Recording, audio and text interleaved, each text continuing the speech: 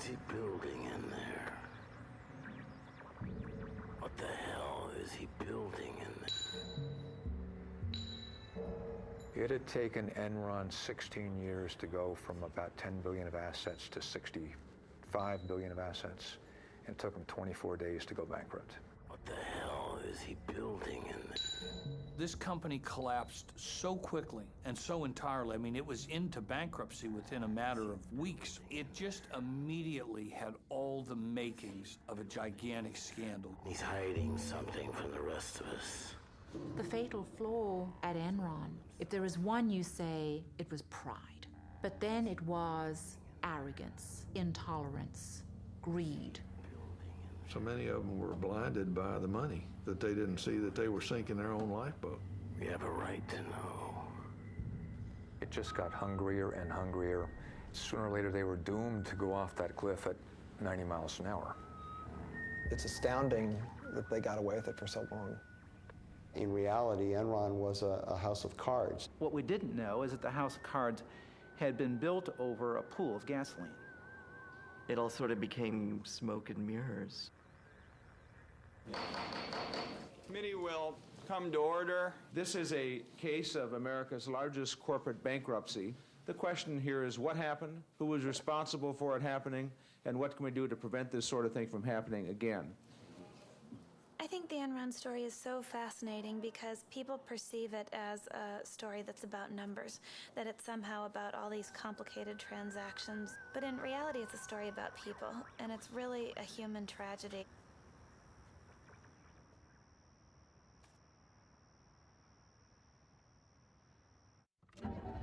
Mama may have, Papa may have, but God bless the child that's got his own, that's got his own.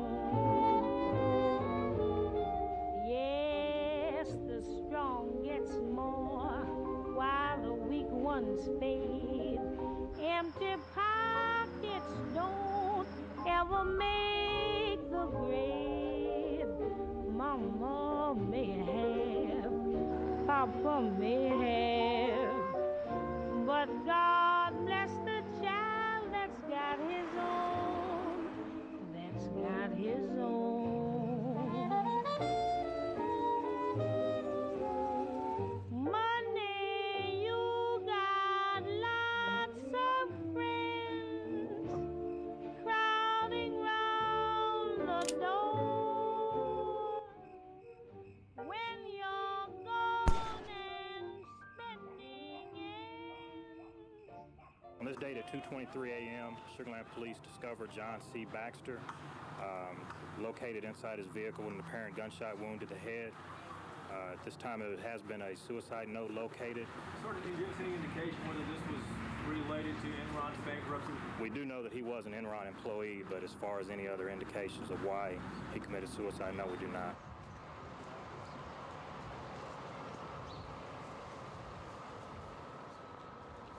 Mr. Skilling, let me touch on something that's sort of sad, and that's, of course, the suicide of Cliff Baxter. And you mentioned he was your best friend in your opening statement. Before he died, did you have many conversations with him? Yes. And were any of them relative to Enron? Yes. There's no one that knew Cliff toward the end that didn't realize that he was heartbroken by what had happened. And Cliff came over to my house and he said, they're calling us child molesters. He says that will never wash off. But Mr. Skilling, you don't believe that. I don't believe what? You don't believe that the press and everybody calling Cliff Baxter or yourself or anybody on the board of directors denigrating or tainting you, you don't think it's accurate. It's what you're saying to us here today. I do not believe, I did not do anything wrong that was not in the interest, and all the time that I worked for Enron Corporation, that was in the interest of the shareholders of the company. Ultimately, who was responsible for the downfall of Enron? Only a few years ago, Enron was the nation's 7th largest corporation, valued at almost $70 billion. Pundits praised the company as a new business model. This trading floor was manned by America's best and brightest, charting the futures of energy and power. And high above each with a private staircase, Ken Lay and Jeff Skilling had built their own plush staterooms. They were known as the smartest guys in the room, captains of a ship too powerful to ever go down. In the Titanic, the captain went down with the ship. In Enron, it looks to me like the captain first gave himself and some friends a bonus, then lowered himself and the top folks down in the lifeboat, and then hollered up and said, by the way, everything's going to be just fine. Like Skilling, Ken Lay said he hadn't done anything wrong. Word with you real quick with CNN. Really not this morning. Thank you. Beyond the financial issues, some suspected a political conspiracy. Enron had been the largest corporate contributor to the first presidential campaign of George W. Bush. This is not a political issue. It is a business issue. You know, Enron had made contributions to a lot of people around Washington, D.C. And if they came to this administration looking for help, they didn't find any. To say no help here is like I did not have political relations with that man, Mr. Lay. What about the fact that George W. Bush calls Ken Lay Kenny Boy? That's my nickname for my husband, which he overheard. So it wasn't original with the president? Certainly wasn't. According to published reports, your husband earned about $300 million in compensation and stocks from Enron over the last 4 years. What happened to all that money? It's gone. It's gone. There's nothing left. This is the shredded evidence that we got that came out of Enron. We very quickly determined that the insiders had sold off $1 billion of their stock in the preceding several months. Did you convert stock worth $66 million? I don't know, but I don't have the records with me. Would that be surprising to you to learn that you did that? No, that would not be surprising.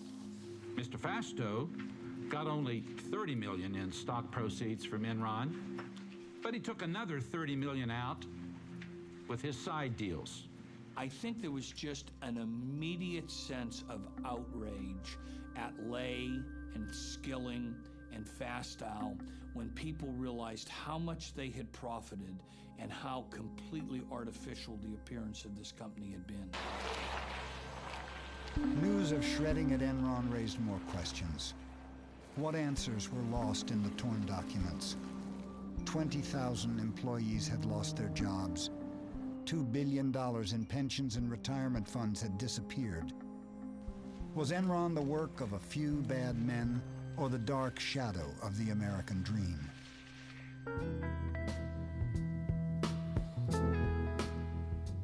Lay comes to the story of Enron from very humble roots.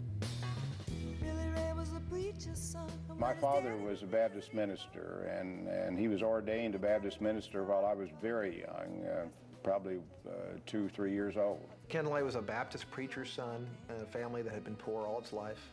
And he, throughout his life, worked several jobs as a kid, and clearly had in mind that things could be better and wanted things to be better and had a huge ambition to make wealth for himself. He told a story later about sitting on a tractor dreaming about the world of business and how different it could be from the way things were for him and his family. Lay was a PhD in economics, and he became very early on a real apostle for deregulation. He was way ahead of the curve on this. He was thinking about energy markets that would be deregulated, and in particular, a natural gas industry that was shackled by regulation. And he pushed aggressively in Washington to change all of that. Who could ever reach me was the son of a preacher man. In Washington, Lay became part of a new crusade to liberate businessmen from the rules and regulations of government. Government is not the solution to our problem. Government is the problem. The societies which have achieved the most spectacular, broad-based economic progress in the shortest period of time are not the most tightly controlled, not necessarily the biggest in size, or the wealthiest in natural resources.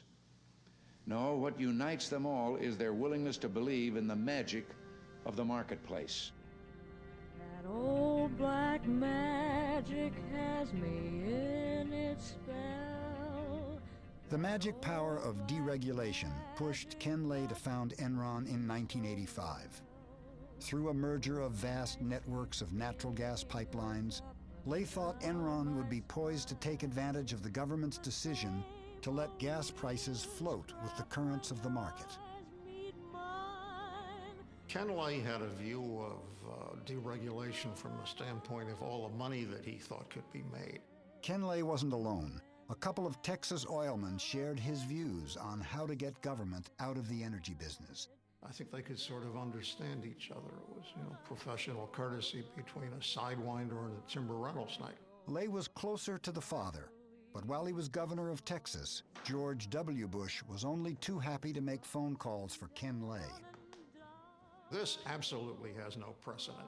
This is by far and away the most important major relationship of a presidential family with a single corporation in American history.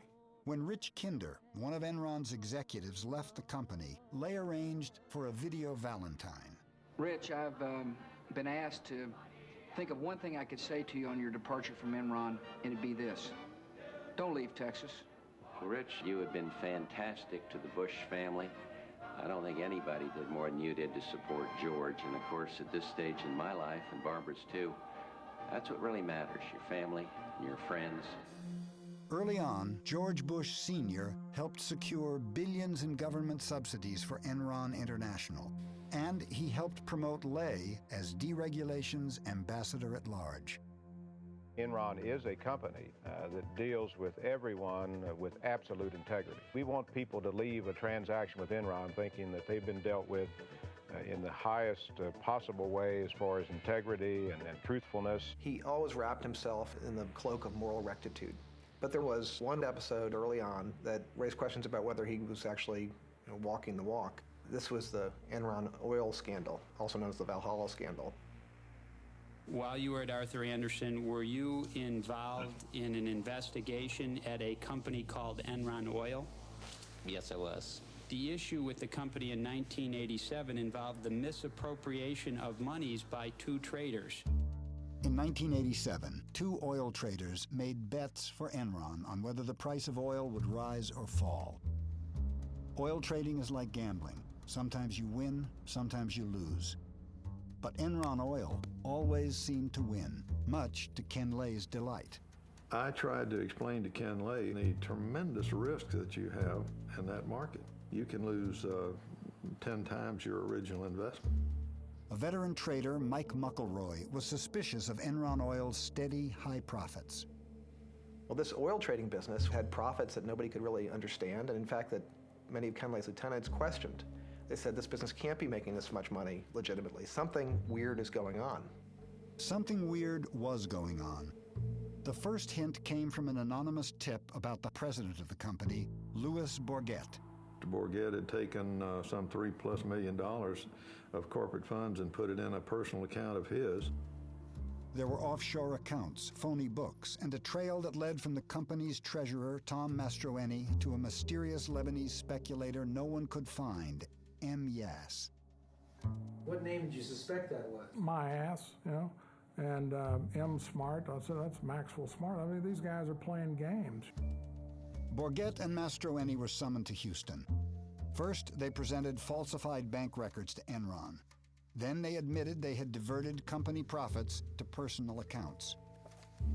It was brought to the attention of the Enron board. Auditors were brought in as well to look at the whole thing. At the board meeting, the auditors told Lay that Bourget and his traders were manipulating earnings, destroying daily trading records, and probably gambling way beyond their limits. The next day, we found out that Lay's decision was to basically change nothing as far as the operation's concerned, and the reason he gave was that this was the only part of the combined company that was making any money, and that he could not, kill the golden goose. The traders weren't fired or even disciplined. Instead, Enron sent a telex to Bourget. Please keep making us millions. Instead of reducing Enron's risk, Lay encouraged his traders to gamble more. But then, their luck changed. 2 months later, I got this panic call that they had drawn down $90 million in the previous 5 days. What we could do is just try to find out what kind of gorilla we had loose up there. Muckleroy hopped on the next plane to New York. He knew Mastroeni had another set of books, and he would do whatever it took to get them. I basically stood over Tom and I told him one of two things was going to happen. Either one of the trading partners that was crooked with Bourget, who was a German arms dealer, was going to kill him, or I was. I said, I'll track you down and find you no matter where you go, and sooner or later I'll get you. The next day, Mastroeni came in with the real books. The traders had gambled away all of Enron's reserves. By acting fast, Muckleroy bluffed the market and managed to save the company. After Valhalla, Ken Lay maintained that he had been shocked that the traders had gambled so recklessly, but Ken Lay had known all along about the risks that were taken. He had seen the reports warning him about the traders' behavior. Since the fall of Enron, Ken Lay has said he can't be responsible for things he didn't know about. Sounds like what he said about Valhalla. Do you believe that he didn't know? I can answer only for one. I can answer for Valhalla because Ken Lay did in fact know about this thing because I had told him myself. The auditors adamantly told Mr. Ken Lay that the 2 rogue traders should be fired. Lay read the report and he read his budget and estimated how much the 2 rogue executives made, and if they were fired, what he could lose. My conclusion was that this guy is a guy who puts earnings before scruples rather than reacting to the dishonesty right in front of him. Mastroeni received a suspended sentence. Bourget was convicted of fraud and spent 1 year in jail. With his biggest moneymaker now behind bars, Ken Lay had a problem. Who could he find to make money for Enron? Every year, every day, every week, you have to come up with new ideas.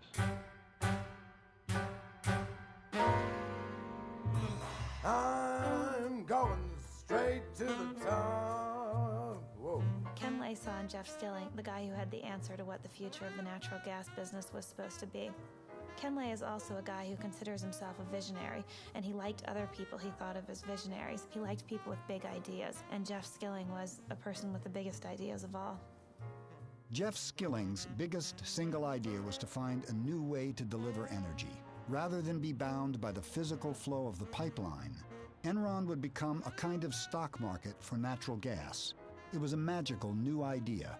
Transform energy into financial instruments that could be traded like stocks and bonds. So that was the one good idea. In 1992, using that good idea, we became the largest buyer and seller of natural gas in North America.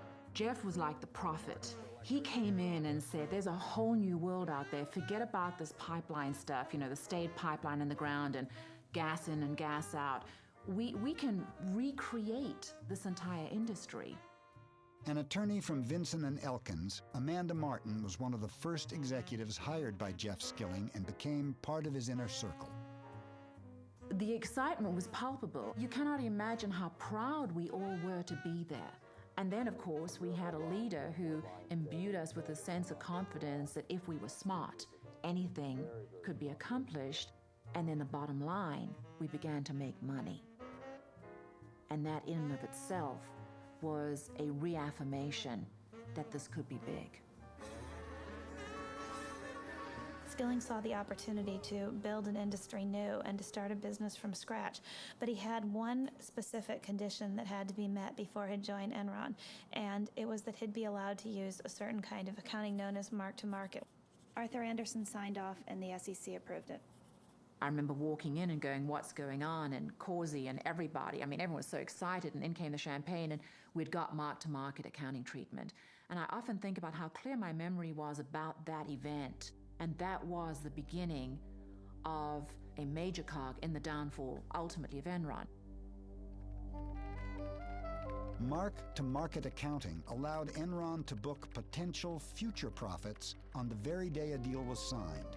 No matter how little cash actually came in the door, to the outside world, Enron's profits could be whatever Enron said they were. Very subjective. And very It left it open to manipulation. And they were saying that we're going to sell power out of this power plant in 10 years for X dollars per kilowatt. And there was no way anybody could prove that they could do it. Well, hey, good Rich, morning. how are you? Finally, Good to great, see you. Jeff. Yeah. Good Morning, to see you, Rich. Todd. Sit down. We've been working hard on this, and we've really pulled out all the stops. Look what we got. Origination. We did $20 million last year. We think we can do $120 million this year. Trading. We did $10 million last year. We think we can do 64 this year. This is the key. We're going to move from mark-to-market accounting to something I call HFV, hypothetical future value accounting. Whoa! If we do that, we can add a gazillion dollars to the bottom line. Whoa, Jeff! All right, that sounds fantastic. Oh, Jeff, thank you.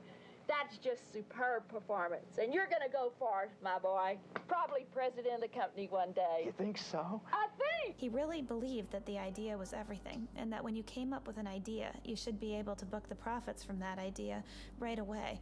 Because otherwise, some lesser man was taking the profits from the idea that some greater man had come up with in the past. When Jeff Skilling applied to Harvard Business School, the professor asked him if he was smart. He replied, "I'm fucking smart." One of his favorite books was The Selfish Gene, about the ways human nature is steered by greed and competition in the service of passing on our genes. At Enron, Skilling wanted to set free the basic instincts of survival of the fittest. Jeff had a very Darwinian view of how the world worked. He was famous for saying once in Enron's early years that money was the only thing that motivated people. Skilling's notion of how the world should work really trickled down and affected everything about how Enron did business. He instituted a system known as the PRC, or Performance Review Committee. It required that people be graded from a 1 to a 5, and roughly 10% of people had to be a 5, and those people were supposed to be fired. Hence, this came to be known as rank and yank. I personally am convinced that the PRC process is the most important process that we conduct as a company. I've never heard of a company yet that would be successful terminating 15% of their people every year just to satisfy the fact that the other employees had to vote on them. And so when you're being evaluated by that group, you are getting direct communication from Ken and me about what the objectives of the company are and how you fit with those objectives. It was a brutal process. The ability for a 25-year-old to go in and to be reviewed and to be superior, and as a consequence, get a $5 million bonus. I don't think that's repeated in many places in corporate America. Our culture is a tough culture. It is a very, very aggressive culture. $8 million on new deals. At Enron, no one was more aggressive than the traders. If I'm on the way to my boss's office to argue about my compensation, and if I step on somebody's throat on the way, that doubles it, well, I'll stomp on the guy's throat. You know, that's how people work. Is that your $4.5 million? On the trading side, we got to be the biggest, baddest house in town. And by necessity, if you wanted to be in the market, you had to deal with Enron. Try to reconcile your big numbers here. Enron's traders were like the super powerful high school clique that even the principal doesn't dare to rein in. They had become the major engine of at least reported profits at the company. They took Jeff Skilling and Ken Lay's belief in free markets and turned it into an ideology. But they pitch it almost as a new economic religion. Enron Online will change the markets for many, many commodities. It is creating an open, transparent marketplace that replaces the dark, blind system that existed. It is real simple. You turn on your computer, and it's right there. That's our vision. We're trying to change the world.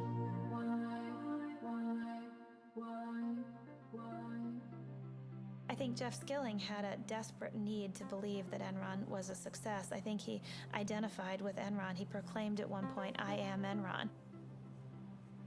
The other thing about people at Enron is a lot of them were former nerds, and including Jeff Skilling. He had been paunchy, he had big glasses, he losing his hair, and Jeff Skilling one day kind of woke up and decided to change himself. And he started working out, lost a lot of weight, but he really did remake himself through sheer will and force of personality. When Jeff got LASIK on his eyes, everybody at Enron got LASIK, so nobody was wearing glasses. I think Jeff Skilling, he's really a tragic figure in a classic sense of the word. He's a guy that people describe as incandescently brilliant, but he's also a guy who is radically different than he at times portrays himself. He's portrayed himself as somebody who has very tightly monitored risk. In reality, he's a gambler. He gambled away huge sums of money before he was 20 years old by making wild bets on the market. To Jeff Skilling, risk was glamorous. He was a huge risk taker. He actually talked about wanting to go on trips that were so perilous that someone could actually die.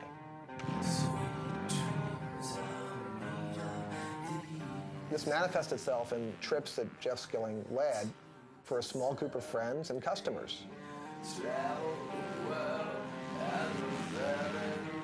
A core cadre of Enron guys used to go on these wild adventures. Andy Fastow would go, Ken Rice would go. The trips were legend. You know, we can sit and think about what strange insecurities they were trying to overcome, but it made them feel good as men. And they took a particularly memorable trip to the Baja, 1,200 miles in very rugged terrain in Mexico.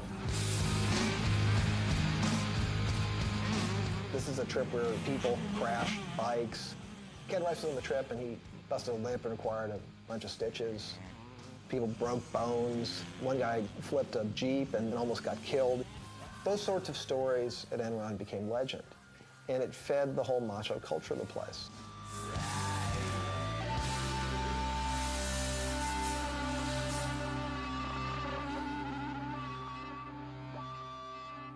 Jeff Skilling had a way of describing people that he liked. He said, I like guys with spikes. He liked somebody with something extreme about them.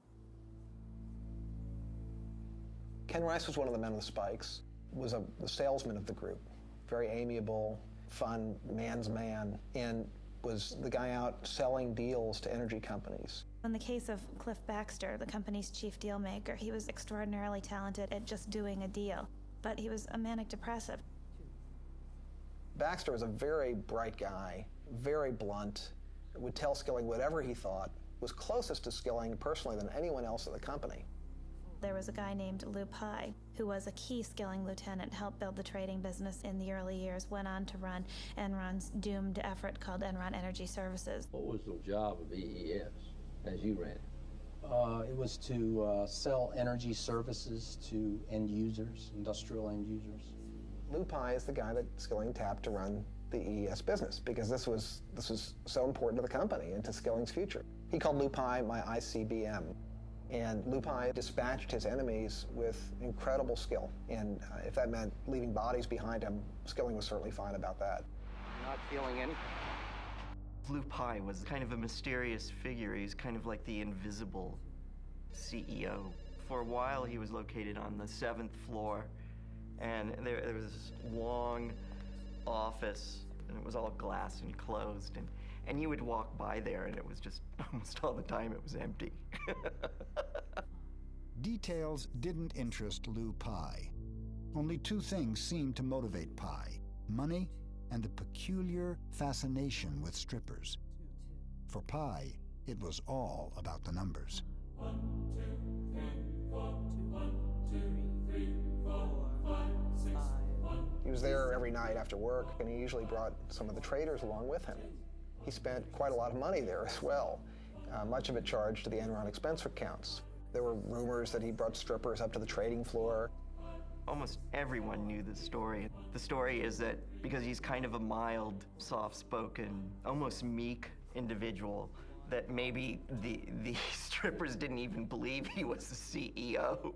So he took him up to his office, and I guess they put on a little show for him there. These are the days, my friend. 4, 2, 3. One night he was at a club, and one of the guys said, Lou, all the rest of us are single. We don't have any problem, but how do you keep your wife from smelling the stripper's perfume on you?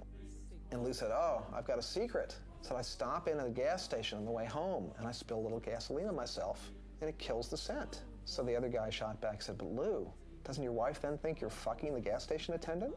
In the context of Lou Pye, everyone was horrified. Paul fell over the table because Lou Pye was not a man to trifle with. 2 days later, The guy who told the joke, as Enron legend has it, was dispatched to Calgary, Canada. Lou Pai lost all interest in running EES as soon as the numbers got high enough. I netted approximately $100 million. I don't know if that number's accurate, plus or minus 20 million. And he actually left Enron with more money than anybody, $250 million, because he sold all his stock in Enron after he got a divorce from his wife in order to marry his stripper girlfriend who had had his child. His exit from Enron was as mysterious as his presence there.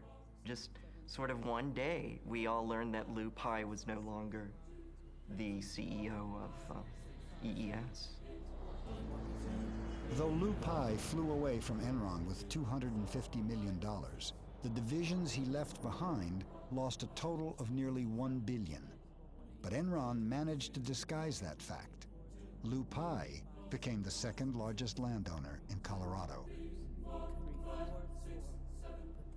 It was the number. It was always making those numbers and looking, it was, to me, the real mythology is high school mythology, that, you wanted to be the most popular guy on Wall Street and you were going to do whatever you had to do to stay there. And Jeff understood those rules better than I think anyone else.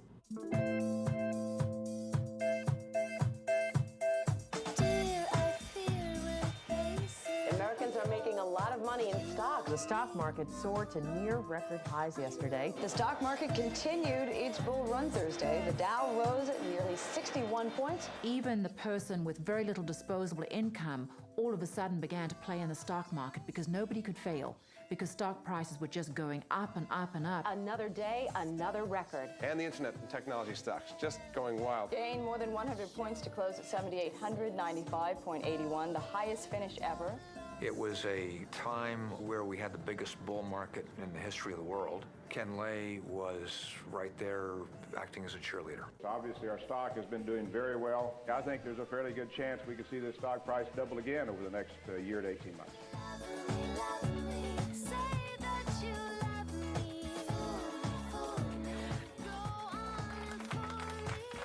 Enron mounted a campaign to capture the hearts and minds of stock analysts. The natural gas stocks include Enron. We're never satisfied, and I don't want us to ever be satisfied with the stock price. It should always be higher. Enron posted a 30% jump in second quarter profits as web-based trading boosted its wholesale energy business. The game was played on Wall Street in such an established way throughout the 1990s. As long as a company met or exceeded the analyst projections for quarterly earnings per share, the stock went higher. The game was called pump and dump. Top execs would push the stock price up and then cash in their multi-million-dollar options. People at Enron got paid in large part through stock. Everyone had a huge stake in seeing the stock price go up. And it was driven very clearly by the profits every single quarter. They were exceedingly conscious of that. Skilling was, and everyone else in the company was. They posted the stock price on the elevator. You were surrounded by the health of the company. What's the stock price doing? We were consumed by it. This company was fixated on its stock price and fixated on a massive public relations campaign to convince the investment community that they were new, different, innovative, almost heralding a new era of corporate enterprise. Come work for us. We encourage our people to do new things, try new things, experiment, step out. Begin by attracting the kind of people that are more comfortable in an environment of change. When you work for Enron, you're going to see the newest thinking. You're going to see the newest markets opening up. Enron Online, a fabulous, fabulous story. Probably put on. They were so good at their acting that they convinced corporate America that they were smarter than anyone else. Alan, with our sincere thanks and admiration, we are pleased and indeed honored to award you the Enron Prize for Distinguished Public Service. Our business continues to grow up 25%. They continued to sell the company as being a very stable place where it could predictably increase profits 10 to 15% a year. In fact, to get to those numbers, Enron was doing all sorts of questionable things, taking enormous risks. We like risk. because you make money by taking risk.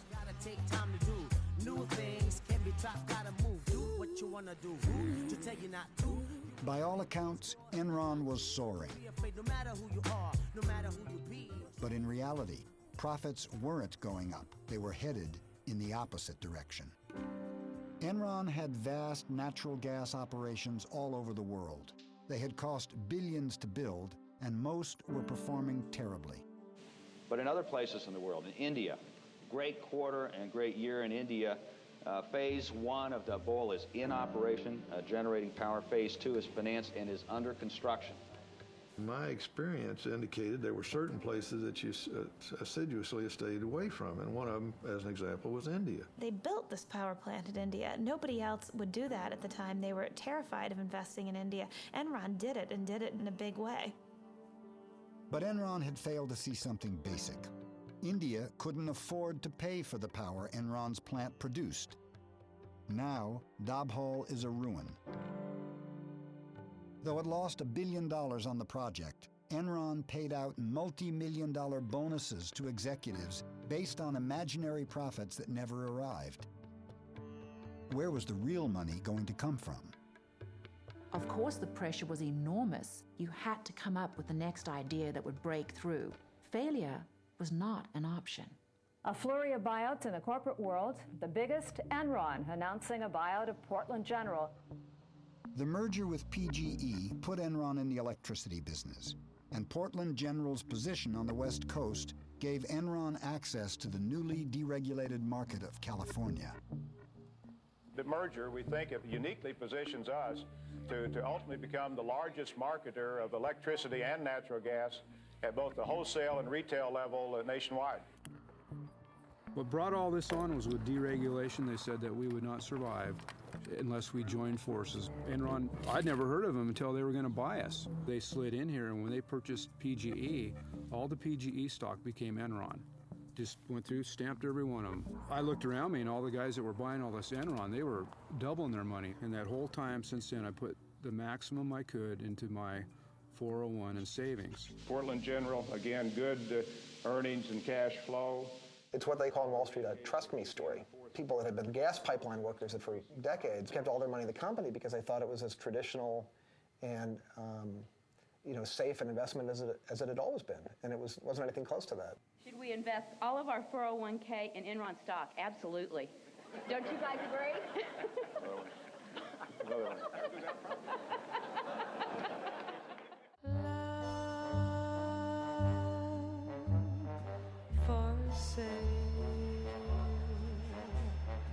Enron is a big winner today. One of the things that fascinated me was that almost all of the Wall Street analysts who covered Enron had buy ratings or strong buy ratings on the company's stock. Why were the analysts blinded to the company's deceit? We relied on the information that was available at the time. I trusted the integrity of the company's certified financial statements and the representations of the company's management. And we've been absolutely upfront with the analysts. Jeff Skilling was the critical component in creating the Enron illusion. Time and time again, when we had a question to the sell-side analysts that they couldn't answer, the response was, I'll give Jeff a call. I'll run this by Jeff. By giving Jeff a call, the analysts weren't analyzing at all. They were willing to believe virtually anything Enron told them.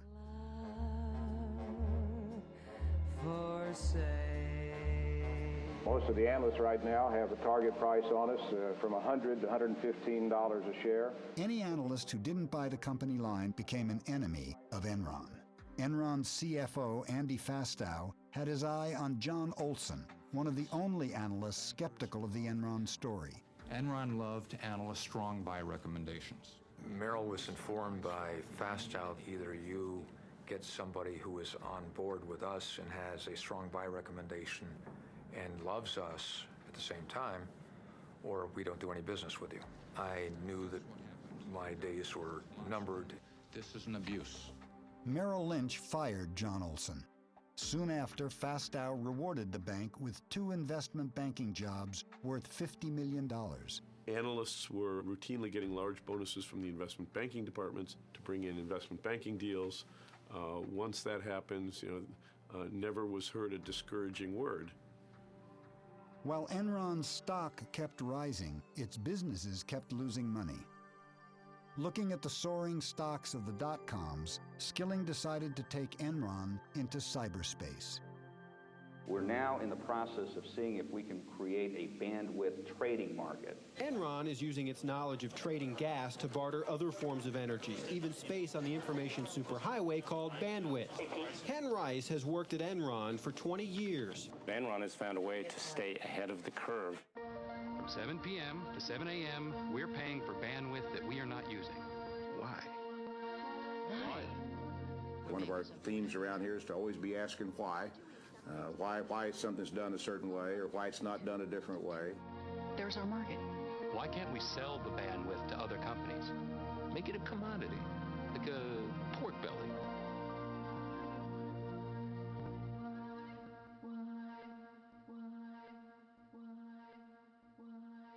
Just last week, Enron captivated Wall Street with its bold move into broadband, teaming up with Blockbuster to deliver movies on demand.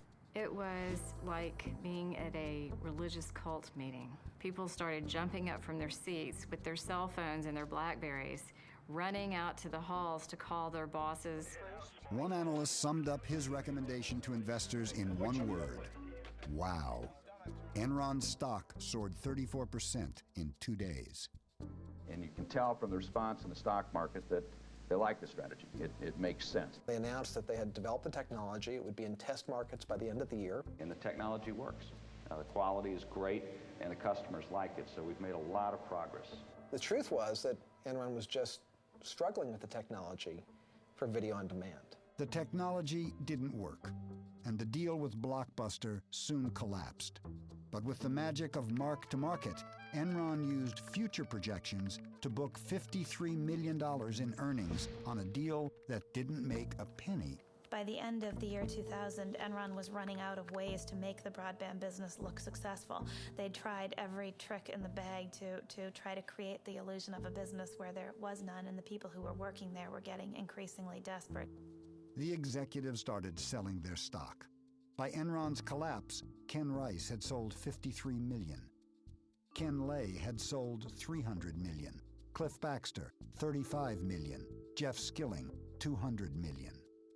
As the fraud is perpetuated, all the various lies and artifices begin to convince the ringmaster, if you will, himself, that it's this own bizarre reality. That in fact, the fraud is the reality. The perception is the reality. And as long as you can keep the perception going on, it really isn't a fraud. You spoke about bandwidth trading. What about weather options or futures? How is that market developing? Yeah, we have a market in weather. When Enron announced its latest plan to trade weather, people wondered whether it was good science or science fiction. Did the weather guys get punished here if the weather is wrong? I mean, they're predicting. Do you have any whip marks on your back there, Mike? Well, unfortunately, that's a good call. Jeff, as time went on, had a harder time admitting things were wrong. And I have to believe that, when the lights went out at night, he knew what was coming.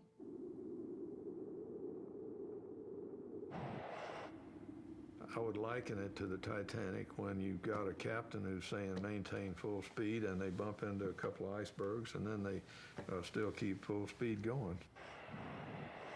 The captain of this ship, Enron, he ignored all the warning signs, and there were plenty of them.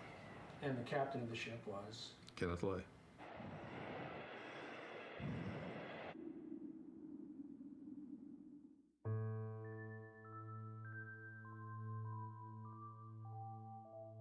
It was one of the bloodiest days in Wall Street history. Shares plummeted 31%. Tech stocks led Friday's fierce sell-off. This is really a great wake-up call. Millions of nervous investors following the huge drop on Friday. The Dow Jones... Enron was especially a big deal by the end of the year 2000 because by then most internet companies had already begun to fall and everybody on Wall Street was looking for the next big thing. And here you had Enron, which appeared to be this shining star of a new economy company. Its stock price went up 90% in the year 2000 and had gone up over 50% the year before that. It was an it stock on Wall Street, one of those companies that can seemingly do no wrong. We were the poster child for the new economy. We had this culture that had a lot of focus on reminding us how good we were. And as that culture emerged, then we get to Fortune magazine telling us we were the most innovative corporation in America. Then we really began to feel good about ourselves. Well, you all did it again. Enron was just recently chosen again for the 6th year in a row in the most admired company survey by Fortune magazine as the most innovative company in America. Well deserved, well deserved. The sales pitch still sounded good, but one investor saw something in Enron's numbers that the stock analysts had missed. By and large, the analysts admitted to us in person it's a black box. You have to take it on faith. Who knows where the earnings come from? They just pop out, and all we know is they're always good. And I kept pointing out, well, yeah, isn't that the whole point of if it's a black box and it's there to fool you, the numbers are always going to be good until they're not.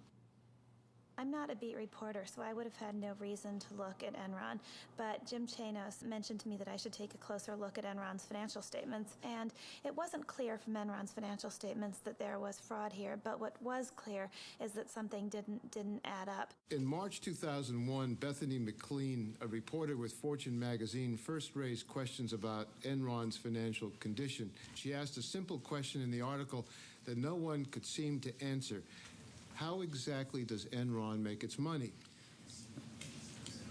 You got very upset at her, didn't you? I very specifically remember the telephone conversation that I had with the Fortune reporter. She called up and started asking some very, very specific questions about accounting treatment on things. I am not an accountant, and I could not answer them. He became really, really agitated. He said that people who raised questions like this were just trying to throw rocks at the company, and that I was not ethical because I hadn't done enough homework. And if I had done enough homework, I would understand how off-base my questions were.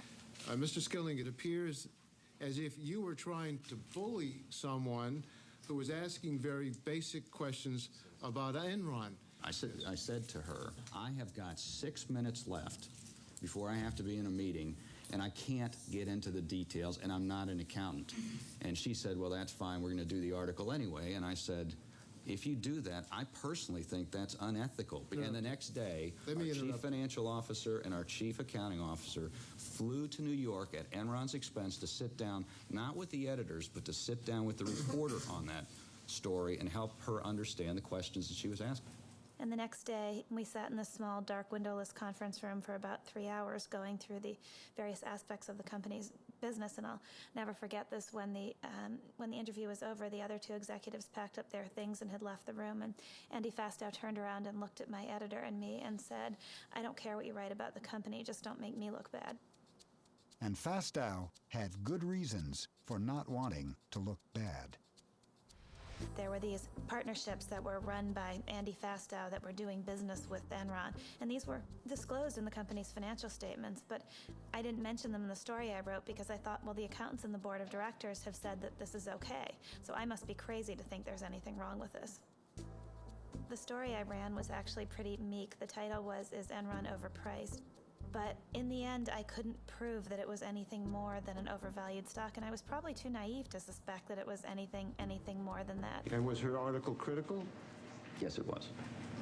Fortune magazine article that's out, the headline is Enron stock overvalued? The gist of the article is that Enron is sort of a black box, which, sorry, it's true. I mean, it's just difficult for us to show people the specifics of how money flows through, particularly the wholesale business. The entire reason that this analysis was done by Fortune magazine is because Business Week had a favorable article about Enron the week before. And there's this competition that the news magazines have where one says something good, the other one has to come and find something bad. So I think that was kind of the genesis of it. So the criticism, I think, is kind of ridiculous. When Bethany McLean at Fortune started analyzing cash flows, and she had this wonderful article saying, take a look at first quarter, second quarter, third quarter, and end of year cash flows. There's a reason she didn't invest in Enron, because the financials didn't make sense. But you have to be willing to say that the emperor doesn't have any clothes, and this emperor was pretty powerful.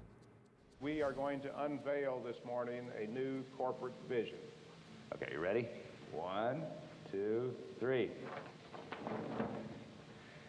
How's this? It's really hard to know when Enron first crossed the line into outright fraud, but there isn't any doubt about who the guy was who led them there. It was a protege of Jeff Skilling's by the name of Andy Fastow.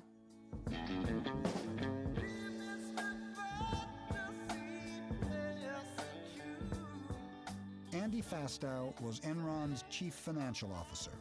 His job was to cover up the fact that Enron was becoming a financial fantasy land. Enron essentially was losing money on a cash basis year after year, and yet it was reporting profits.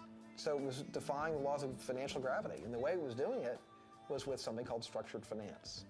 And the maestro of all that at Enron was Andy Fastow. Andy was very young. He was hired by Jeff Skilling probably before he was even 30, and he idolized Jeff Skilling, and he certainly wanted to please the boss.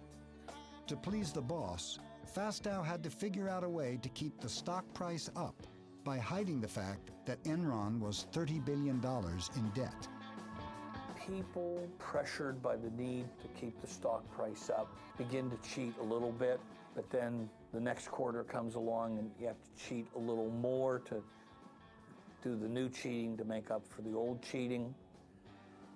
And before long, you've created a momentum that now you can't stop. Fastow created hundreds of special companies to perform a magic trick, prop up Enron's stock by making its debt disappear. To outside investors, it looked like cash was coming in the door. In fact, Enron was just stashing its debt in Fastow's companies where investors couldn't see it. It was black magic. It really was. You were pulling some rabbits out of a hat.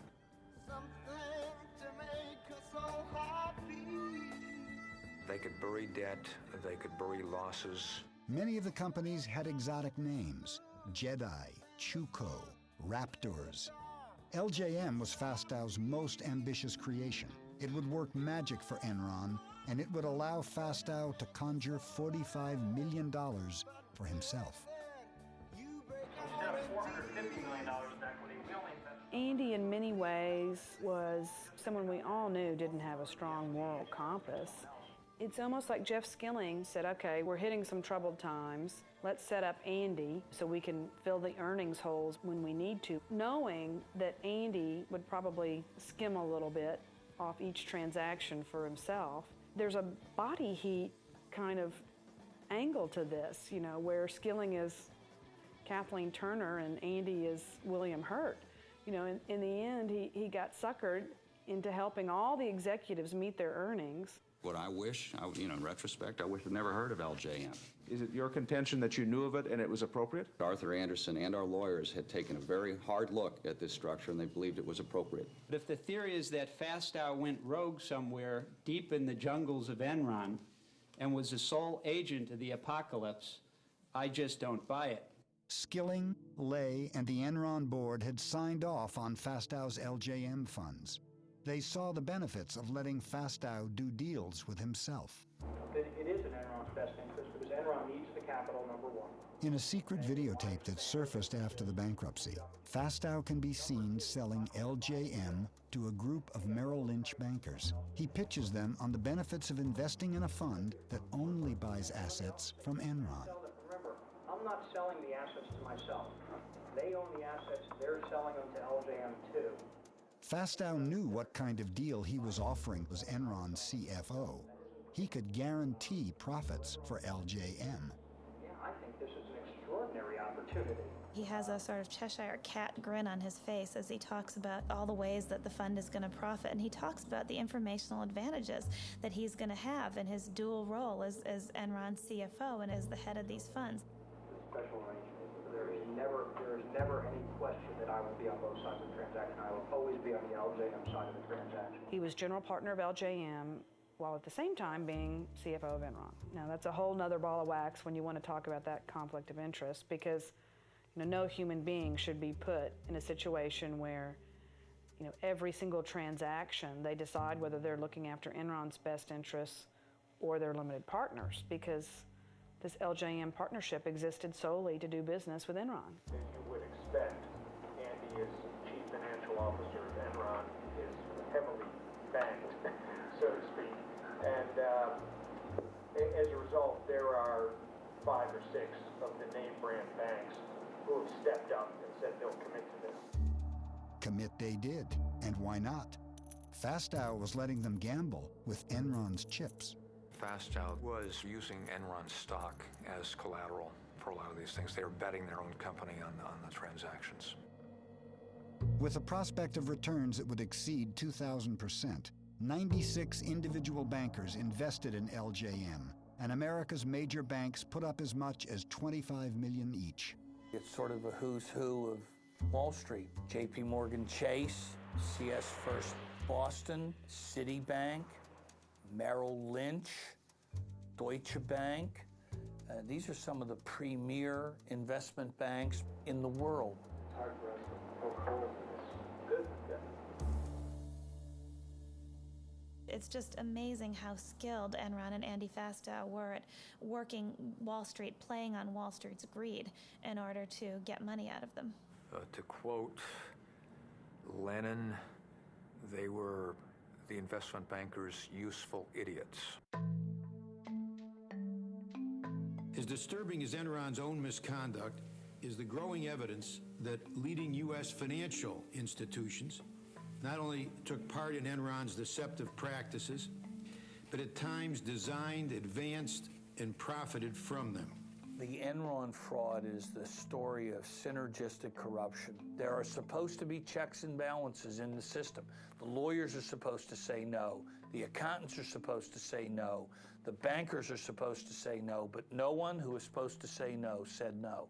They all took their share of the money from the fraud and put it in their pockets. Enron paid its advisors well. In 2001, the accounting firm Arthur Andersen received $1 million a week.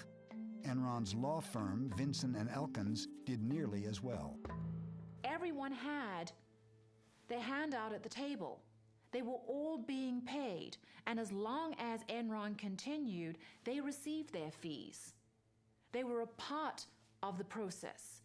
So it's hard now to say, oh, we didn't know anything. Had we known then what we know now about Enron's practices, we would not have engaged in these transactions with Enron. The facts that we now have come to light about Enron, however, were not known at the time. I believe that the Citigroup professionals involved with these transactions acted in good faith. I'd like you here to look at one Citi email, Exhibit 333I. The email trail here is all too lurid. Oh, for instance, one email I remember where the banker writes, Enron loves these deals. They produce cash, but they don't have to show the debt on the balance sheet. Now, a high school student can figure out that the banks were all knowing participants in this wrongdoing. Merrill Lynch assisted Enron in cooking its books by pretending to purchase an existing Enron asset when it was really engaged in a loan. The accounting sham involved the sale of an interest in 3 Nigerian barges.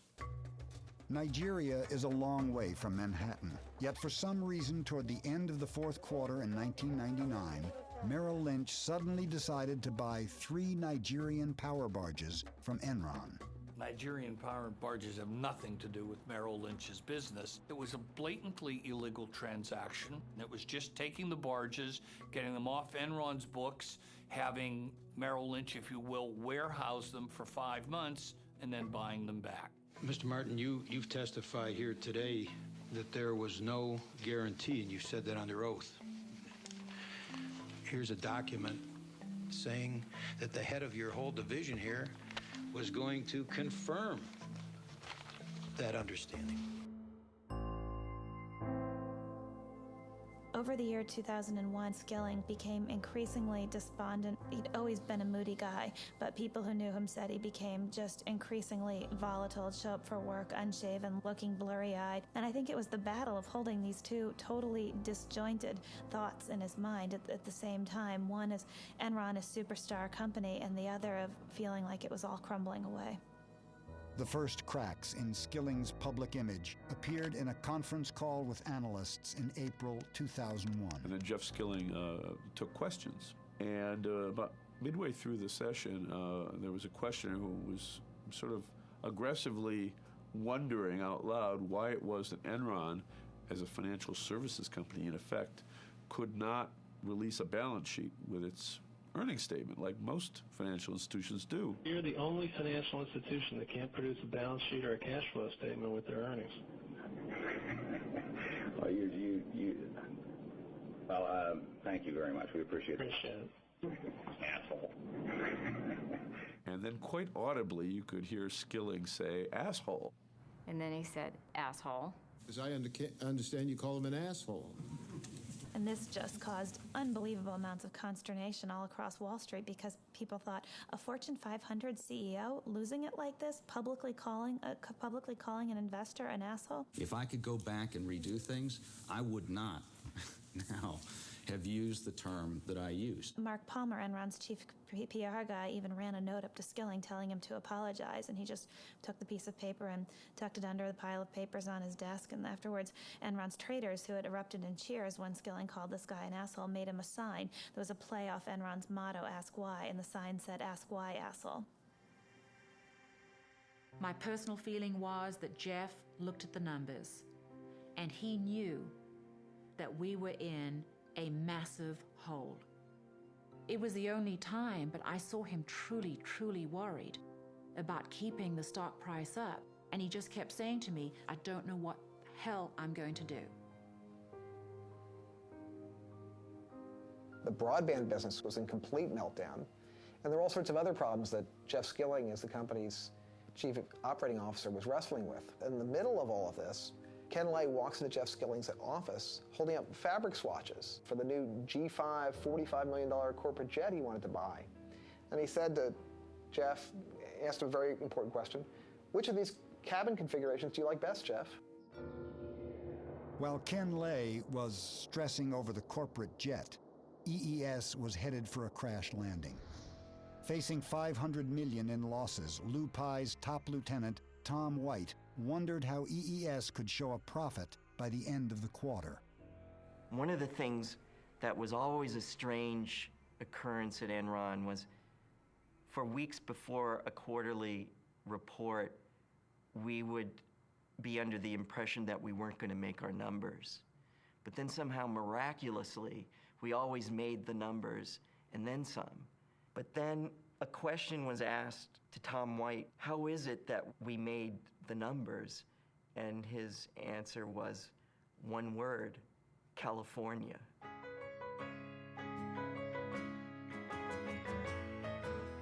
California, here we come.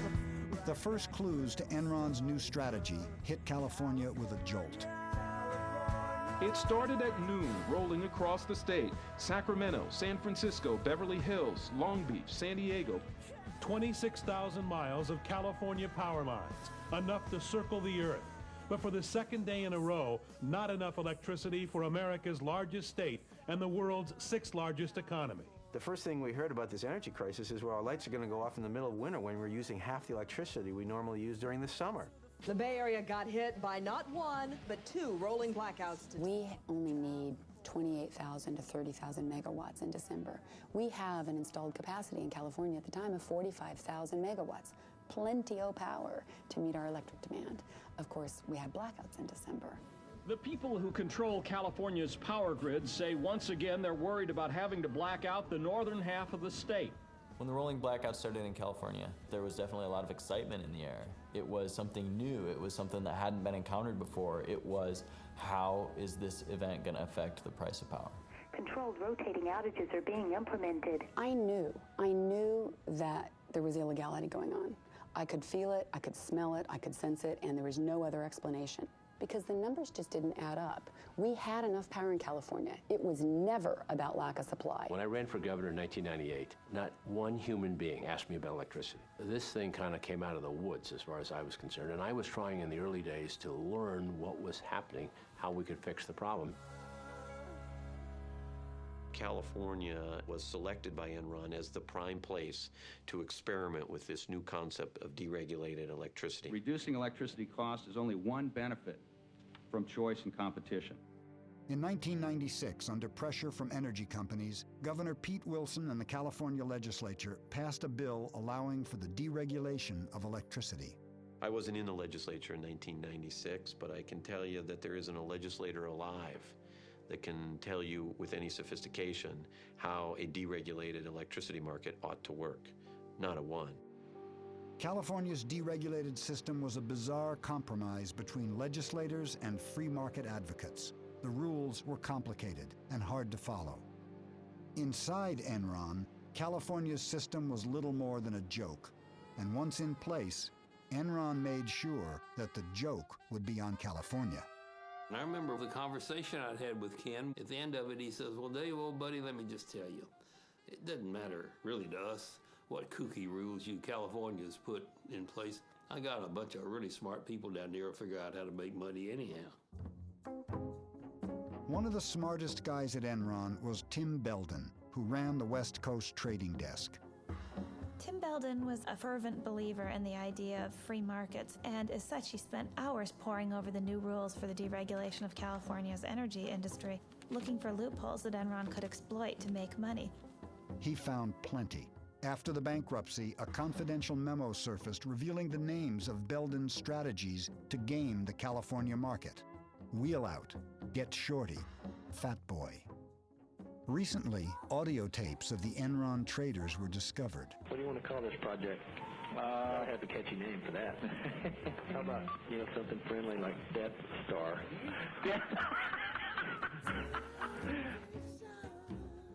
The tapes revealed Enron's contempt for any values except one, making money.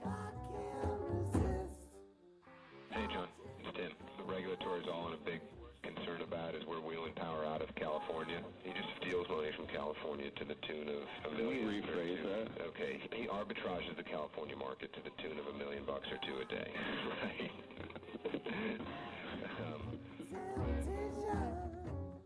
An arbitrage opportunity has been defined to me as any opportunity to make abnormal profit. So an abnormal profit would be returns above and beyond the norm. I was told that a good trader is a creative trader, and a creative trader is a trader that can find arbitrage opportunities. One of those opportunities was called Ricochet. I'll see you guys. I'm taking mine to the desert. In the midst of the energy shortages, Enron traders started to export power out of the state. When prices soared, they brought it back in. So we fucking export like a motherfucker. You're getting rich. Trying to. Traders would stay after a 12-hour shift and pore over maps of the Western energy grid. What are the permutations and combinations of ways to move power around the West? And I think that that's something that Enron knew better than any other energy marketer in the country, period. We know all of the California imports. We know all of the California load. We're getting pretty spoiled on with this money. You said you were getting a little scared. We're making a little too much, and I tend to agree with you. These are two traders, Traders. This is what they say. What we did was overbook the transmission line we have the rights on and said to California utilities, if you want to use the line, pay us. By the time they agreed to meet our price, rolling blackouts had already hit California, and the price for electricity went through the roof. Did you have any knowledge that this was happening? The only thing that I'm aware of, Senator, is there was a difference of opinion on the rules of the independent system operator. It was just set up. The rules weren't quite clear. We have traders here from Enron who were saying they did something wrong, but you don't see anything wrong. I have one last question, and then I am done. Traders soon discovered that by shutting down power plants, they could create artificial shortages that would push prices even higher. Hey, this is David up at Enron. There's not much demand for power at all, and if we shut it down, could you bring it back up in 3 or 4 hours? Oh, yeah. Why don't you just go ahead and shut her down then, if that's okay? Okay. When you see 2 or 3 energy companies with 30-35% of their entire capacity down for maintenance on a single day, and as a result, the price of electricity skyrocketing 300 or 400%, and then a week later someone else does it up in Northern California, you begin to believe something's not smelling right here. I want you guys to get a little creative and come up with a reason to go down. Like a forced outage type thing. Right.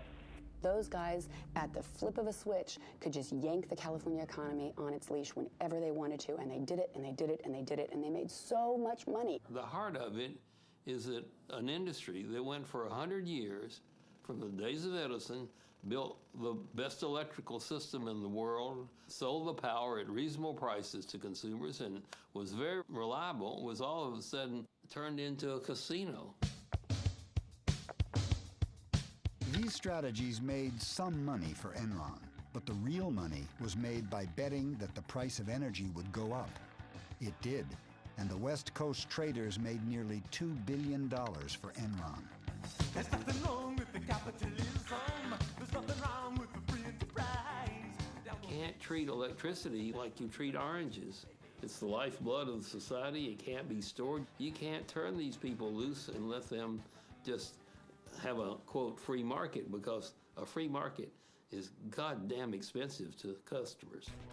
There would be ample supply available at the right fucking price. Oh, sure there would. It wasn't just Enron. Every company traded according to the rules that California put up there. And we're the future of Enron. And we're fucking making $500 million for Enron. Can you believe that? Yeah. We'll definitely retire by we're 30. We're talking about a commodity that normally trades in the $35 to $45 range. High prices are when it gets in the 50s or $1,000. Prices aren't going to stay at $1,000 forever. It weeds out the weak people in the market. Get rid of them, and you know what? The people who are strong will stick around. The Enron traders never seem to step back and say, wait, is what we're doing ethical? Is it in our best long-term interests? Does it help us if we totally rape California? Does that advance our goals of nationwide deregulation? Instead, they sought out every loophole they could in order to profit from California's misery. Temperatures in California are hitting higher than 100 degrees, fueling wildfires and fears that California's strained power grid could once again near collapse. What's happening? There's a fire under the core line. It's been derated from 45 to 2100. Burn, baby, burn. That's a beautiful thing. I was never comfortable on the trading floor at Enron. And if I had questions, I didn't ask them because I didn't want to know the answer. I didn't want confirmed what I suspected might be true. That what I was doing was, in fact, unseemly, or was at least unethical, if not worse. Why did the traders do what they did? Was it their multi-million-dollar bonuses? Or had Enron found a way to exploit the darker side of human behavior? In the early 60s, Stanley Milgram tried to figure out what characteristics there were of evil people. Was there an evil strain, or could normal people do really bad things? And so he set up this experiment. In the experiment, he had an actor playing an experimental subject and a real experimental subject. You want to step right in here, learner, and have a seat there? They went into this room, and he had an experimenter say, we're going to see if mild electric shocks will help people memorize lists. Incorrect. You'll now get a shock of 75 volts. Oh. Soft hair. He kind of did some yelling in there. The Milgram experiment has a lot to say about Enron, because I think people lost their sense of morality. Like Milgram, once you accepted the idea that behaving inhumanely was okay, you could do anything. And the shocks increased with the number of mistakes that they made. I can't stand the pain. Let me out of here. Can't stand it. I'm not going to kill that man, eh? The subject, the real subject, is begging the scientist-looking person to stop too, and the scientist only says, the experiment requires that you continue. Please continue. Go on, please. You accept all the responsibility? The responsibility is mine, correct. Please go on. In a way, Skilling was almost like the guy telling those people below him that it was okay to up the power. 420 volts. California's electric utilities may have to pull the plug on millions of customers. It's the fucking coolest thing I've done in a long time. Yeah. Holy fuck, yeah. You gotta love the West. Oh. 435 volts. During the height of Wednesday's blackout, fire crews had to free people trapped in elevators. All that money you guys stole from those poor grandmothers of California? Yeah, Grandma Millie, man. But she's the one who couldn't figure out how to fucking vote on the butterfly ballot. Now she wants her fucking money back for all the power you charged right up her ass. 450 volts. Yeah, they're out there having fun in the warm California sun. We must continue. Go on, please. You're going to keep giving what, 450 volts every shot now? That's correct. Continue. It's kind of hard to say, well, we shouldn't do this even though it's allowed because, I mean, that's what we do. Right. The best that could happen is fucking an earthquake, let that thing float out to the Pacific and put them fucking candles. Boys, 450 volts. Milgram's discovery was disturbing. 50% of the subjects were willing to shock to the death, so long as the commands came from a seemingly legitimate source. Yeah, they're out there having fun in the warm California sun. Tonight I'm declaring a state of emergency in California to give the state the authority and the resources to keep the lights on in California. The governor, who's been basically capitulating to the demands of the energy companies and the utility companies, needs to put his foot down. We wanted the governor to send in the state police or the National Guard to seize control of the power plants and put them back online. And I thought we didn't have to take over every plant. We really only had to take over one, because then they would know he meant it. I'm going to get the $9 billion back that Enron, Dynergy, and Reliant stole from us and get it back to you. Despite what the people in California think, Enron's making money despite California, not because of California. The year-long energy crisis would cost the state of California $30 billion. The markets in California are the most regulated markets in North America today. And that's what's causing the problem. California is never deregulated. Enron buy stock today. Thank you very much. We are doing the right thing. You're the good guys. We are the good guys. We are on the side of angels. Oh, I can't help myself. You know what the difference is between the state of California and the Titanic? And this is being webcast. I know I'm going to regret this. But at least when the Titanic went down, the lights were on.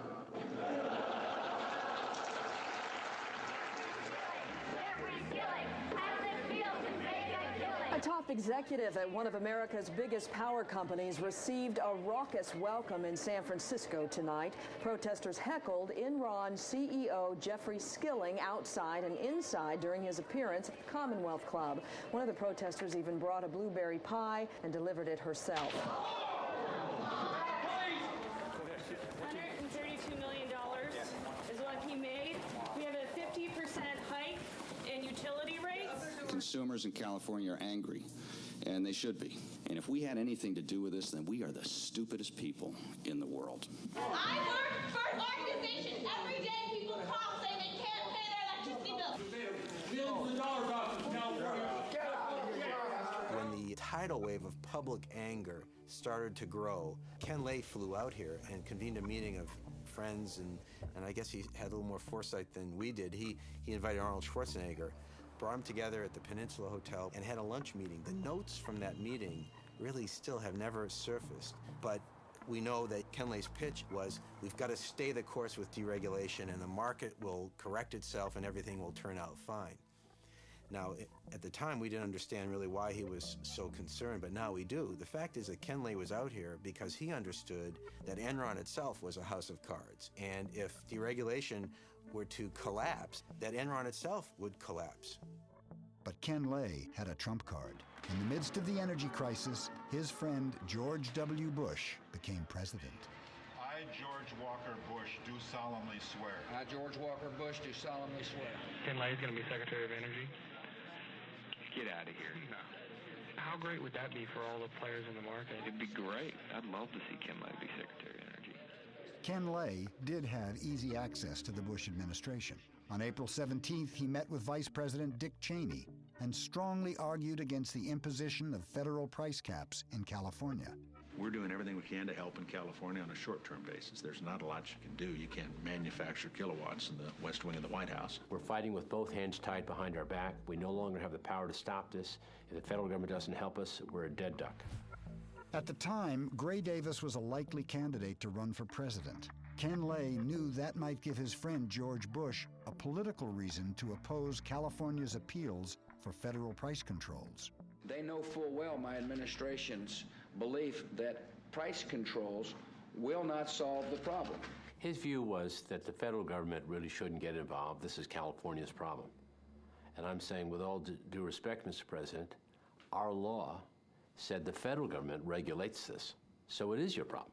And you make appointments to the Federal Energy Regulatory Commission. So we had a polite but spirited discussion on that. And he says, I just can't be of help to you on that. As I said from the very beginning of my administration, we'll work to help California in any way we can. And the best way we can is to be good citizens. FERC, the federal agency which regulates energy in America, refused to intervene.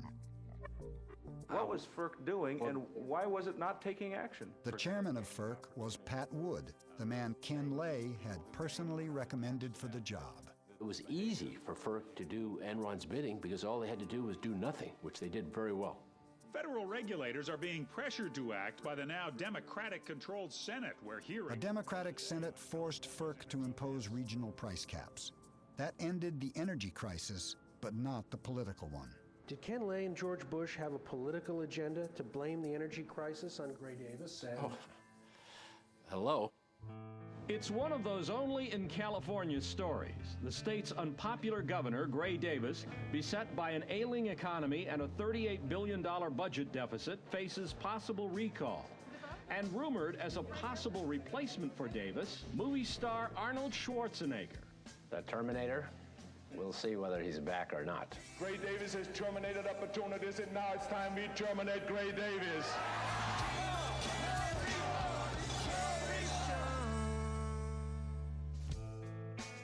Could I predict a phony energy crisis as a result of deregulation? Yes. Could I predict that Arnold Schwarzenegger would be our governor as a result of deregulation? Never would have come up with that. That's like a bad science fiction movie. Apparently we have all been wrong. It is pronounced California. Ladies and gentlemen, the governor of the great state of California, Arnold Schwarzenegger.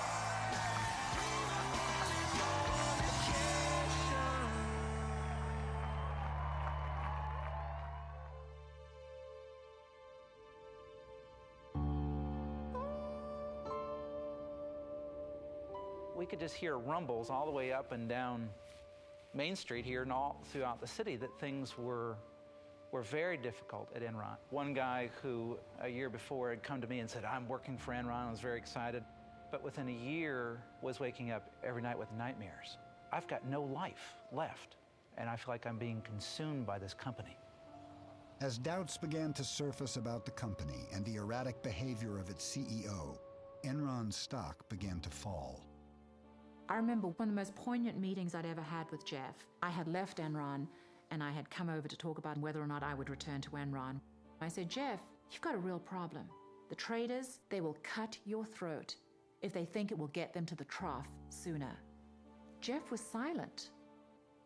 And he looked out the window, and he looked back at me and he said, yeah, Amanda, you're most likely right.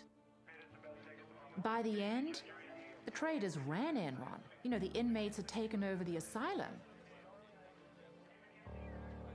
All through the summer, the stock continued to decline.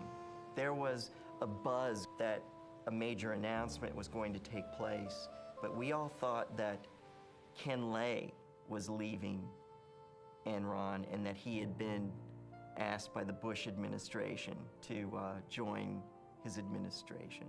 But that wasn't the case at all. It was Jeff Skilling announcing that he was stepping down as a CEO, and that took everyone by surprise. No one could believe that.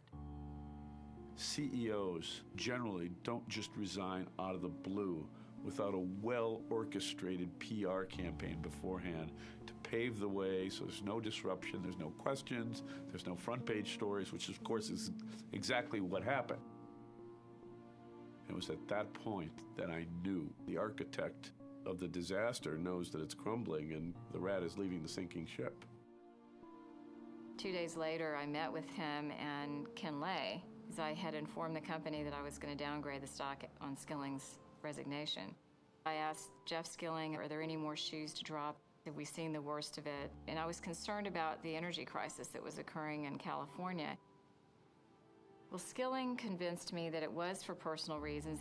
I left his meeting feeling sort of emotional because of the concern that he seemed to be showing about the relationship he had with his family. He appeared to be distraught. And I remember saying to an investor, if he's not telling the truth, then it's a good thing he quit his day job because he needs to go to Hollywood.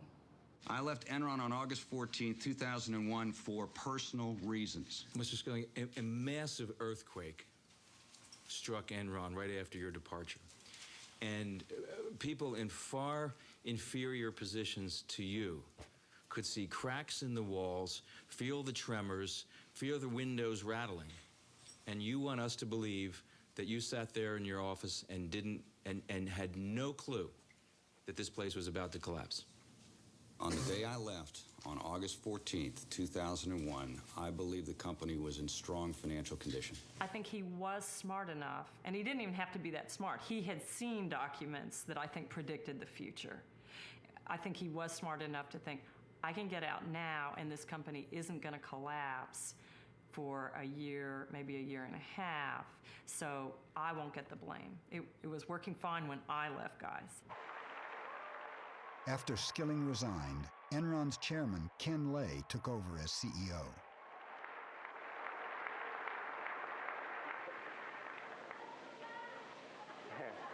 Boy, I didn't expect that. But thank you. Thank you very much. Well, I'm delighted to be back. I'm sorry Jeff did resign. It was a stunning announcement that he was stepping down as the CEO. And I think the flags started going up at that point for everybody. We are facing a number of challenges, but we're managing them. Indeed, I think the worst of that's behind us, and the business is doing great. We're not the only stock that's decreased in value this year. It's just that we've been hit a little harder than many others. If a few of these other problems disappear, like California, like India, I think the worst is over, and I'm excited. August 14th, 2001, Jeff Skilling abruptly resigns. I mean, that made me angry. It made loads of employees angry. I mean, there was a real sense of betrayal by the employees. I mean, this was, you know, Jim Jones feeding us the Kool-Aid and then deciding not to drink it himself. The day after Skilling resigned, Sharon Watkins sent a letter to Ken Lay. We will begin with Ms. Watkins. I am Sharon Watkins. Would you identify your counsel for the committee? Yes, my counsel is Mr. Philip Hilder. When you hear the story for the first time, it's unbelievable. What Sharon was telling me was more than accounting irregularities as such. I mean, it was a massive fraud of enormous proportions. In mid to late June of 2001, upon the resignation of Cliff Baxter, I went to work directly for Mr. Fastow. It has evolved to the corporate crime of the century. I was highly alarmed by the information I was receiving. What Sharon Watkins discovered began the unraveling of Fastow's complex partnerships. Andy put me in charge of this asset listing, and there were about a dozen assets that had been hedged with one of Andy's entities, the Raptors. And so I was working with a spreadsheet, and you know, the math just didn't add up. It didn't make sense to me. I mean, accounting doesn't get that creative. You know, I couldn't believe that Arthur Andersen had signed off on it. I couldn't believe that so many people were going along. Behind Fastow's partnerships were enormous guarantees of Enron stock. Fastow had gambled Enron's future on the hope that its stock would never fall. My first reaction was that I should warn Ken Lay. The day after Skilling left, I sent this one-page anonymous letter. But within a week, I was meeting with Ken Lay. I'd identified myself in the hopes of really making my point that Enron needed to address this situation. I mean, companies rarely get away with cooking the books, but when they do survive, it's when they come clean, not when they're exposed from the outside. Ms. Watkins, I went Ms. Watkins did not talk to me, Senator. Well, Ms. Watkins said Clifford Baxter told her that he met with you repeatedly to express his concern. Cliff and Andy they didn't like each other. They had a very strained personal relationship, and Cliff's issue had nothing to do with the appropriateness or inappropriateness of the transaction. I'd mentioned Cliff Baxter in these memos. And I remember I made the comment to him, well, you're one of the good guys. You know, you were one of the people fighting against this. and it'll be all right. And he said, oh, I don't think it's going to be all right for any of us involved in this. When I started working on the book with Sharon, I was interested in writing about a whistleblower. People don't really appreciate what she did and the bravery that it took in that company. Andy Fastow would not have put his hands in the Enron candy jar without an explicit or implicit approval to do so by Mr. Skilling. I can't for the life of me see what basis she would have for suggesting that I would know some of that. I mean, how would she know that? And I don't see that it's at all inconsistent that there would be some things I don't know if some people purposely kept me from knowing some things. I felt like I was one lone voice within Enron saying, look, we've committed horrible fraud. And of course, all hell broke loose. Within 6 short weeks, Enron was spinning out of control. Probably in more normal circumstances, I would have had a few more words to say about September the 11th. Just like America's under attack by terrorism, I think we're under attack. And of course, now we've got the SEC inquiry, informal inquiry. The SEC launched an investigation when the Wall Street Journal published articles revealing Fastow's murky deals. Enron announced massive financial restatements. Investors began to worry that billions in mark-to-market profits were really losses. As you can, of course, see, the underlying fundamentals of our businesses are very strong. Indeed, the strongest they've ever been. But regrettably, that's not what Wall Street is focusing on, and I doubt that's what you're focusing on. This inquiry will take a lot of time on the part of our accountants and lawyers and others, but it will finally put these issues to rest.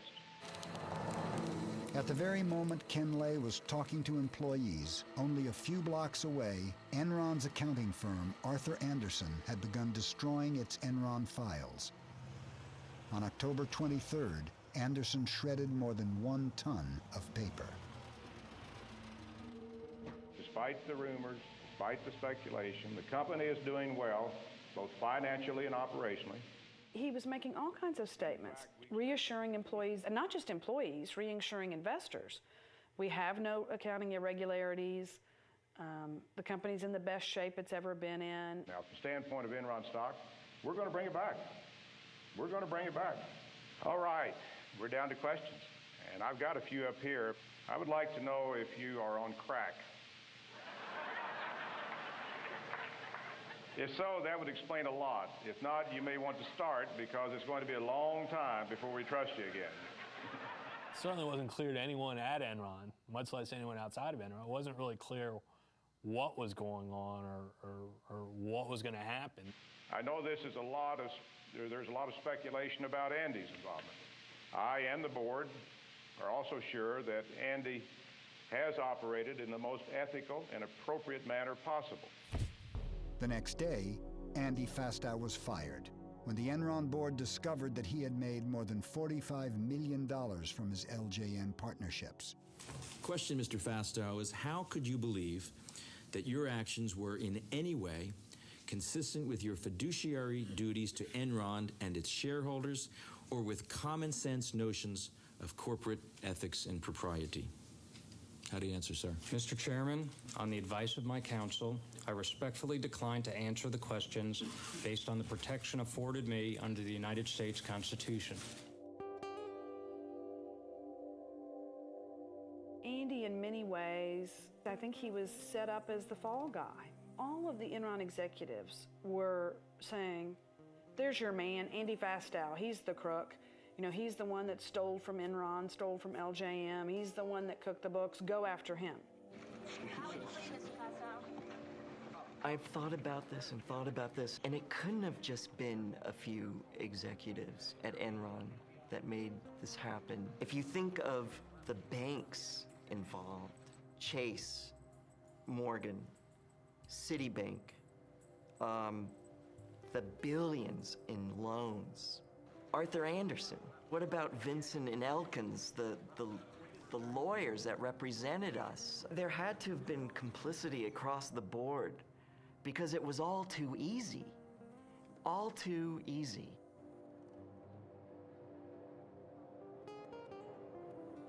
The Enron collapse was an enormous tragedy. This is a company that had over 30,000 employees, and clearly in a company that size, you have a lot of senior officers that have a lot of authority in which you place enormous trust. Clearly in this case, there was at least one, Andy Fastow, that betrayed that trust to the extent that I did not know what he was doing, that he obviously didn't share with me what he was doing. Then indeed, I cannot take responsibility for what he did. I never heard him say, I take responsibility for a thing. Sounded to me like the wonderful movie Chicago. I was reminded of the puppet strings and the dancers and the tap dancing and pointing at the gun, the gun, the gun. I mean, everybody's in step but Johnny. I continue to grieve, as does my family, over the loss of the company. Linda and I saw our net worth reduced from several $100 million down to something less than $20 million on a net worth basis. And of course, as you said, about $1 million or less in liquidity. I don't know whether I'd be rather be shot as a crook or as an idiot. I believe the only venue for me is the ride of broken dreams. Oh, you mean the Enron ride? Let's go. Enron hit the national psyche. It hit it as sort of the time-tested lesson, and that is if it looks too good to be true, sometimes it is. We're all gonna be rich! We broke even.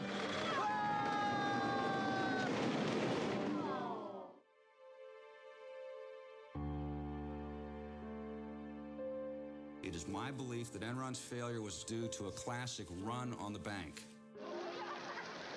Don't look now, but there's something funny going on over there at the bank, George. I've never really seen one, but that's got all the earmarks of being a run.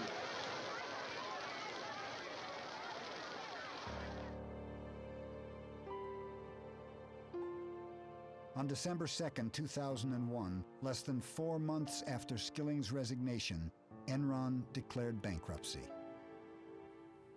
I remember it was just a strange kind of a surreal day. We learned around 9:30 about the bankruptcy and that we were all being let go. We all felt like we were on the Titanic and the last lifeboats had long gone and we were just now on the sinking ship. We had 30 minutes to leave the building, and at that point, it was no longer like being on the Titanic. It was kind of like being on the Lusitania. The torpedo had hit, and there's 20 minutes to get out. There's a lot of disbelief. Very few of the rank and file people ever dreamed that Enron would actually go bankrupt.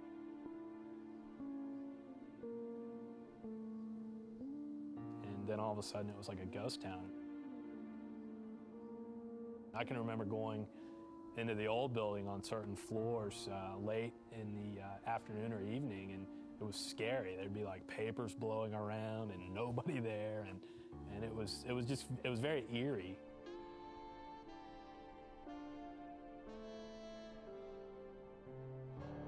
Mr. Skilling, your opening statement was extremely compassionate to the employees.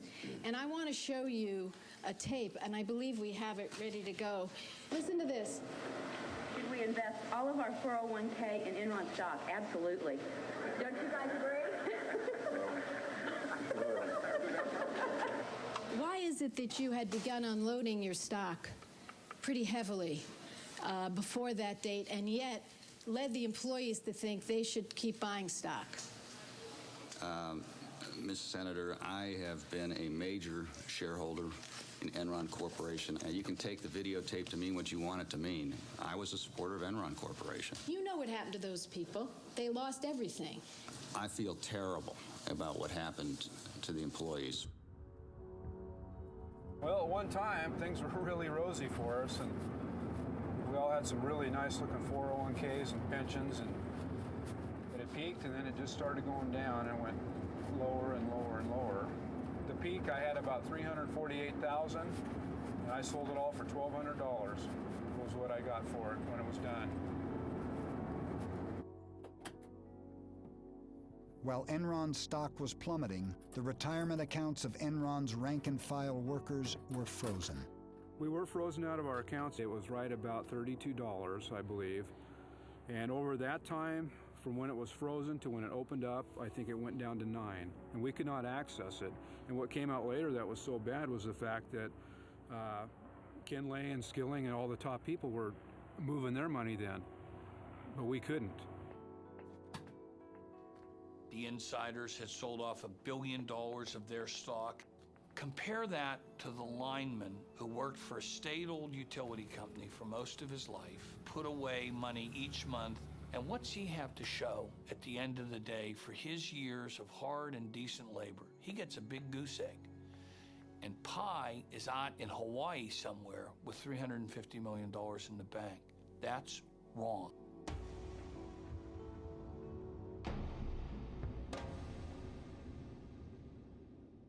There's still, to this city, a layer of anger and upset. I am still doing counseling 3 years later with some families. With some of those who are most reflective, it's gone to a deeper layer. And they are looking at the corporate culture itself in this country. You know, you can gain the whole world and all the trinkets and all the trophies of the world, the corner office and all the perks. And you really can lose your soul in the midst of this. On January 25, 2002, 7 weeks after the Enron bankruptcy, Cliff Baxter committed suicide. With the media hounding him because he was mentioned in my memos, and the fact that he had been sued civilly because he'd cashed in for about $30 million worth of stock, I guess it all came crashing down on it. I think Cliff's suicide note tells it all. You know, where there was once great pride, now there is none. It's very hard for me to talk about Cliff. We were very close for many years. And he was a wonderful, wonderful man. But a lot of who Cliff was tied up in how he had succeeded at Enron. It is hard to look at your life's work and say, it's failed. But you have to take a long, cold look at yourself and say, who was I? Who did I become? And realize that you may have seen your shadow. Andy Fastow pled guilty to conspiracy to commit wire fraud. He agreed to forfeit $23 million in assets. His sentence was reduced to 10 years in exchange for testifying against other Enron executives. Why Enron? Why not WorldCom or Tyco or Global Crossings? Ultimately, in Enron, the fatal flaw was the sense that brains and wiliness could outthink the way that the system eventually will work.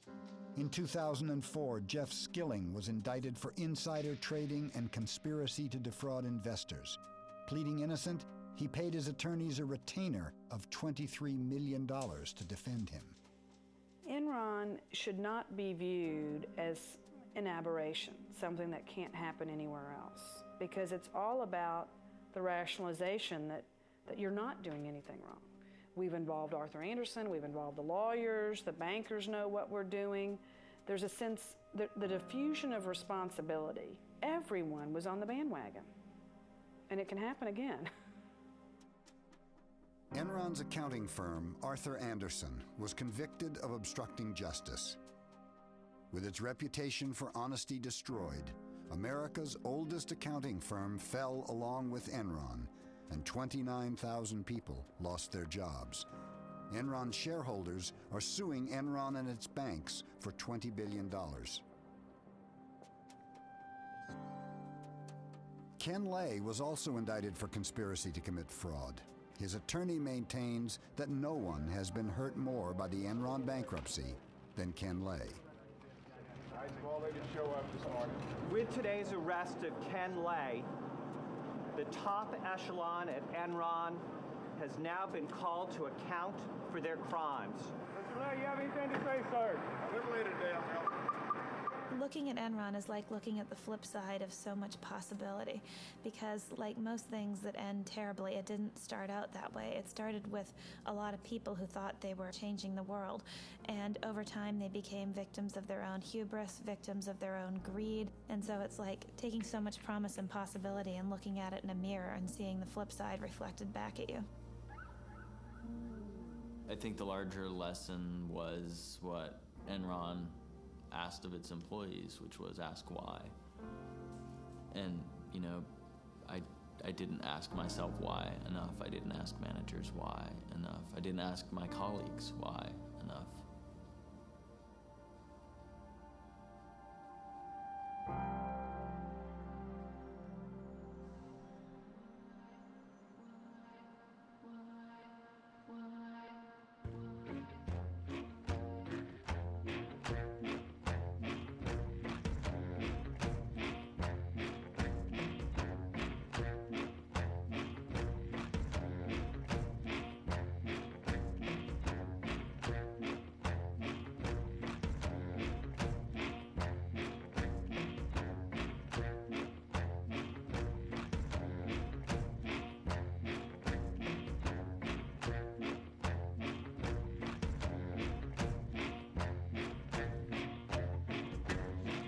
I'd sell your heart to the Trump man, baby, for a buck. For a buck. If you're looking for someone to pull you out of that ditch, you're out of luck. You're out of luck. Ship is sinking. The ship is sinking. The ship is sinking. There's a leak in the boiler room. The poor, the lame, the blind. Who were the ones that we kept in charge? Killers, thieves, and warriors. God's away, God's away, God's away on business, business. Digging up the tank with the shovel and the pick. It's a job, it's a job. Bloody mood rising with the plague and the fun. Doing the mob, doing the mob. It's all over. It's all over. It's all over. And there's a leak in the boiler room. The poor, the lame, the blind. Who were the ones that we kept in charge? Killers, thieves, and lawyers. God's away, God's away, God's away on business, business.